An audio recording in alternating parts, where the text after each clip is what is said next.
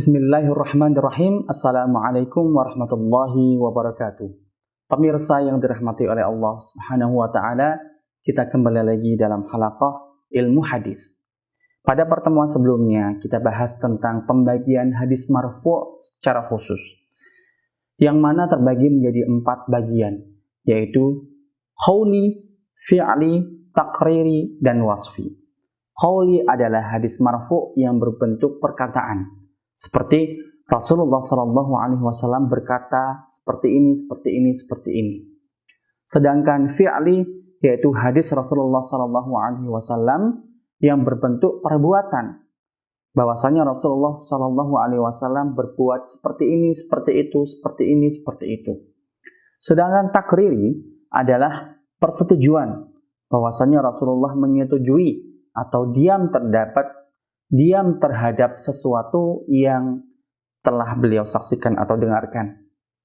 Sedangkan wasfi atau bagian terakhir dalam pembagian hadis marfu' yaitu hadis yang berisi tentang sifat-sifat atau wasfun, sifat-sifat Rasulullah SAW, baik itu berupa sifat yang berhubungan dengan lahiriah Rasulullah SAW atau khilqiyah, atau juga bisa mengenai sifat yang menjelaskan akhlak Rasulullah SAW atau khuluqiyah.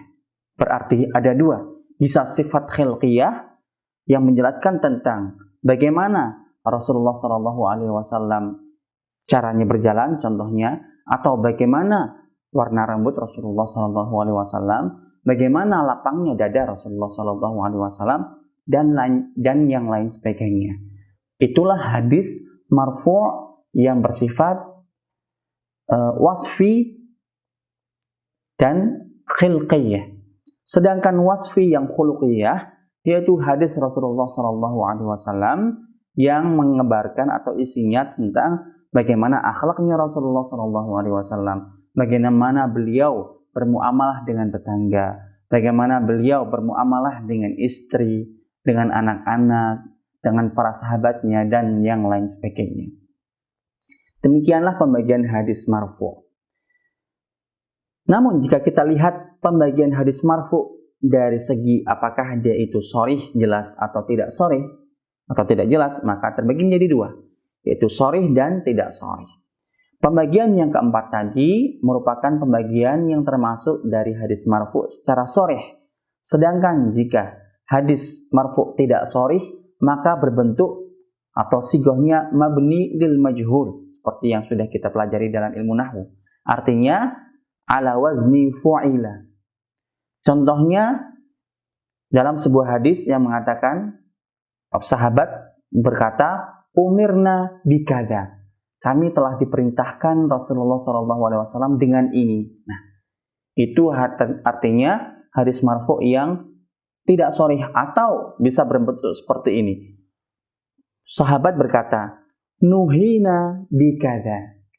Kami telah dilarang untuk seperti ini, untuk seperti itu. Nah, umirna dan nuhina merupakan 2 lafaz yang menunjukkan bahwa hadis tersebut hadis marfu' namun tidak sharih atau ghairu sharih. Sedangkan jika sahabat atau hadisnya berbentuk atau berbunyi seperti ini, qala Rasulullah SAW kaza atau fa'ala Rasulullah SAW kaza, berarti itu hadisnya sharih. Pemirsa yang dirahmati oleh Allah Subhanahu wa taala, kita kembali lagi atau melanjutkan pembahasan ke hadis selanjutnya, yaitu hadis mauquf. Seperti yang kita ketahui bahwa marfu' atau hadis marfu' itu hadis yang dinisbatkan pada Rasulullah SAW. Artinya yang mengatakan adalah Rasulullah. Sedangkan hadis mauquf yaitu hadis yang dinisbatkan perkataannya dari para sahabat Rasulullah SAW. Atau kabar yang disampaikan atau pelaku atau siapa yang menyampaikannya yaitu para sahabat, bukan Rasulullah SAW. Siapa artinya atau apa artinya sahabat itu sebetulnya. Dikatakan dalam sebuah hadis, qala Rasulullah sallallahu alaihi wasallam, ashabi kan nujum, ayyuhum iqtadaitum ihtadaitum. Ashabi, ashabi, ashabi. Rasulullah sallallahu alaihi wasallam dikelilingi oleh para sahabat radhiyallahu taala anhum sebagai orang-orang yang paling dekat dengan mereka, yang membantu Rasulullah sallallahu alaihi wasallam dalam berjuang, berjihad, berdakwah dalam menyebarkan agama Islam ini. Sejatinya apa sih artinya sahabat? Sahabat, jika kita ingin lihat artinya dari istilah para ulama muhaditsin, maka sahabat berarti man laqiya Rasulullah sallallahu taala alaihi wasallam wa amana bihi wa mata 'alal Islam walau takhallalat hurridah. Artinya, seseorang dikatakan atau mendapatkan gelar sahabat Rasulullah sallallahu alaihi wasallam jika ia bertemu dengan Rasulullah sallallahu alaihi wasallam semasa beliau masih hidup. Kemudian dan beriman kepada Rasulullah sallallahu alaihi wasallam semasa dia masih hidup.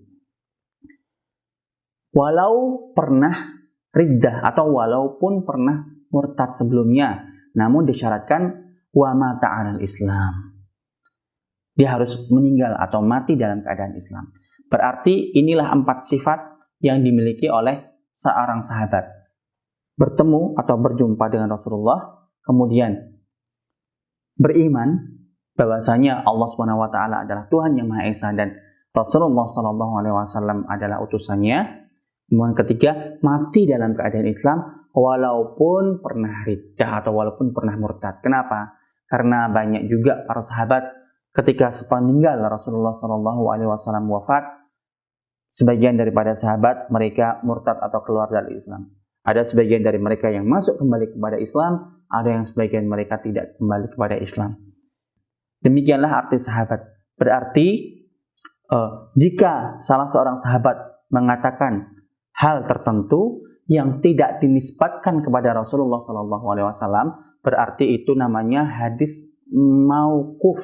Ingat, mauquf artinya mauqufun ala sahabah. Tidak sampai kepada Rasulullah sallallahu alaihi wasallam. Namun nanti kita akan pelajari pembagian dari hadis mauquf itu. Ada hadis mauquf yang dinilai atau dihukumi seperti marfu, ada juga hadis mauquf yang tidak dinilai seperti marfu. Demikian, terima kasih. Wassalamualaikum warahmatullahi wabarakatuh.